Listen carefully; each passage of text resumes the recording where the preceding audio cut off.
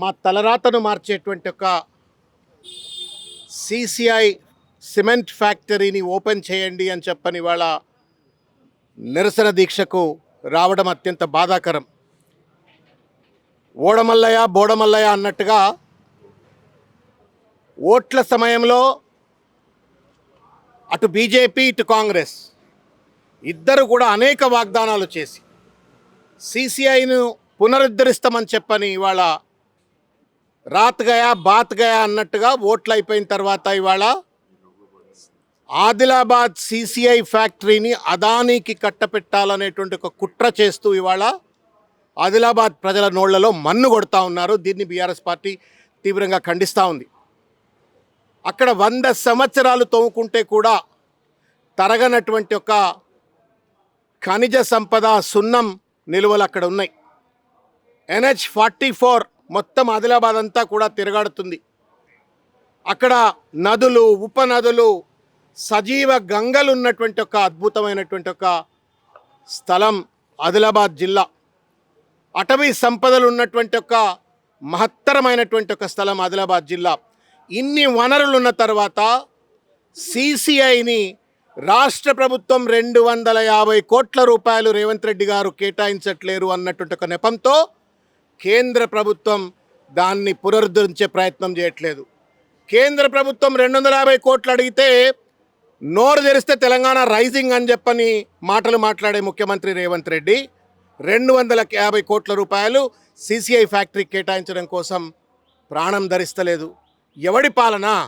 అటు నరేంద్ర మోడీ గారు అంటే బీజేపీ, అటు రేవంత్ రెడ్డి గారు కాంగ్రెస్ ఇద్దరూ కలిసి ఇవాళ చారిత్రాత్మకమైనటువంటి ఒక సిసిఐ ఫ్యాక్టరీని, సిమెంట్ ఫ్యాక్టరీని ఇవాళ అదానికి కట్టబెట్టే కుట్ర చేస్తూ ఉన్నారు. ఈ కుట్రను బీఆర్ఎస్ పార్టీ ఎట్టి పరిస్థితిలో కూడా తిరగొడుతుంది.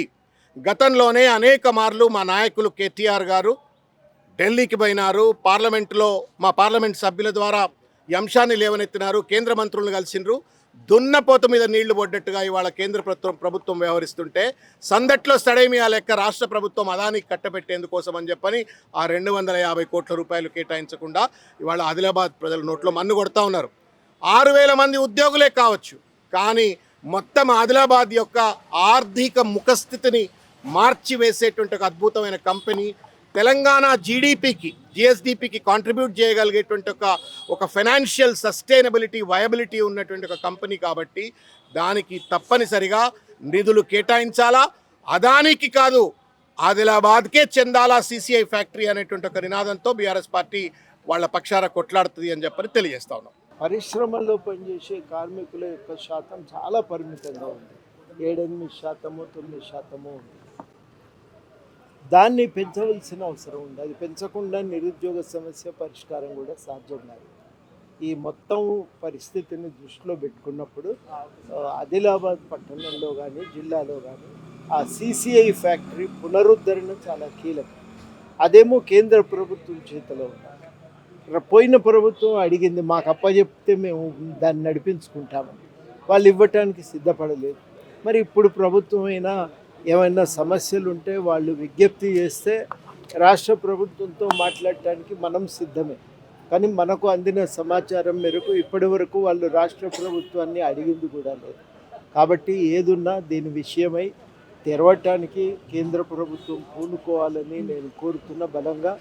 ఇది ఆదిలాబాద్ జిల్లాకు తలమానికంగా ఉంటుంది. మొత్తం తెలంగాణకు కూడా ఇది ఒక కీలకమైన పరిశ్రమగా మారుతుంది. అది వచ్చినట్టయితే దానికి అనుబంధంగా ఇంకా చిన్న చిన్నవి ఇతర వ్యాపారాలు, వాణిజ్య కార్యకలాపాలు రావటానికి కూడా అవకాశం ఉంటుంది. వాటన్నింటినీ దృష్టిలో పెట్టుకొని తాను ఇదివరకు అమిత్ షా గారు హామీ ఇచ్చారు, మీరు మమ్మల్ని గెలిపించండి, ఇది కంపెనీని పునరుద్ధరిస్తాం.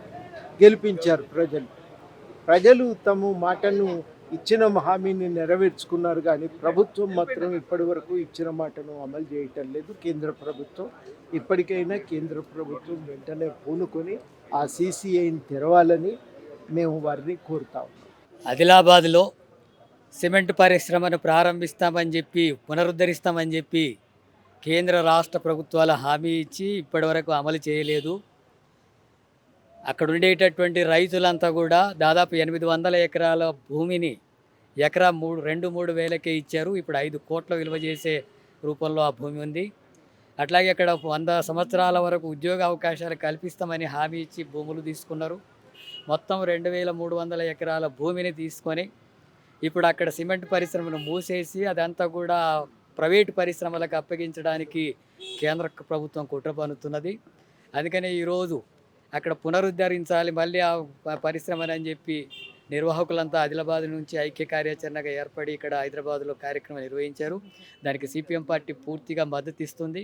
రాష్ట్ర వ్యాప్తంగా ఈ సమస్య పరిష్కారం కోసం వాళ్ళు తీసుకునేటటువంటి పోరాటాలన్నిటి కూడా మద్దతు ఇవ్వడం అనేది జరుగుతుంది.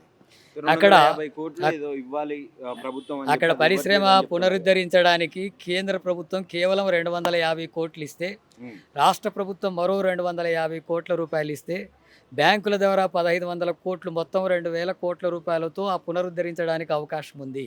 ఉమ్, అక్కడ 100 సంవత్సరాలకు ఉపయోగపడే కావాల్సినటువంటి రా మెటీరియల్ సున్నపు రాయి ఉంది. దాదాపు 50 మిలియన్ టన్నులకు సంబంధించినటువంటి సున్నపు రాయి ఉంది. అక్కడ విద్యుత్ సౌకర్యం ఉంది, నీటి సౌకర్యం ఉంది, హైవే రోడ్డుకు పక్కలనే ఇదంతా కూడా ఉంది. పనిచేయడానికి కావాల్సినటువంటి కార్మికులు ఉన్నారు.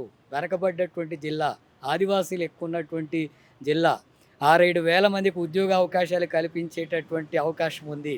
దాని ఆధారంగా మరికొన్ని వేల మందికి ఉపాధి దొరికేటటువంటి పరిస్థితులు ఉన్నాయి. ఇలాంటి వాటికి అధికారంలోకి వస్తే, ఎంపీని గెలిపిస్తే, ఎమ్మెల్యేని గెలిపిస్తే ఖచ్చితంగా పరిశ్రమ ప్రారంభిస్తామని హోమ్ మినిస్టర్ అమిత్ షా హామీ ఇచ్చాడు. కానీ ఇప్పటివరకు అమలు జరగడం లేదు. రాష్ట్ర ముఖ్యమంత్రి కూడా ఈ సమస్య మీద కేంద్రంతో పోరాడి అనుమతిని సాధించడంలో విఫలమవుతున్నారు. అందుకని కేంద్ర రాష్ట్ర ప్రభుత్వాల మీద ఒత్తిడి తీసుకురావడానికి ఐక్య కార్యాచరణ ఆధ్వర్యంలో జరిగేటటువంటి పోరాటానికి సిపిఎం పార్టీ పూర్తిగా మద్దతు ఇస్తుంది. అట్లాగే 8 మంది ఎంపీలని ప్రజలు గెలిపించారు తెలంగాణ రాష్ట్రంలో. మరి మంత్రులు ఇద్దరు మంత్రులు ఉన్నారు. రాష్ట్రానికి ఏ ప్రయోజనం లేనటువంటి ఎంపీలు మంత్రులుగా వీళ్ళు ఉన్నారు. ఉమ్, ఒక్క అనుమతులు తీసుకురారు. మొత్తం రాష్ట్రానికి సంబంధించినటువంటి ఒక్క ప్రాజెక్టు కూడా జాతీయ హోదాని తీసుకురాలేదు. రాష్ట్రానికి రావాల్సిన నిధులు రాబట్టడం లేదు. కొత్తగా పరిశ్రమలు తీసుకురావడం లేదు. మూతబడ్డ పరిశ్రమల్ని తెరిపియడానికి అవకాశం లేదు.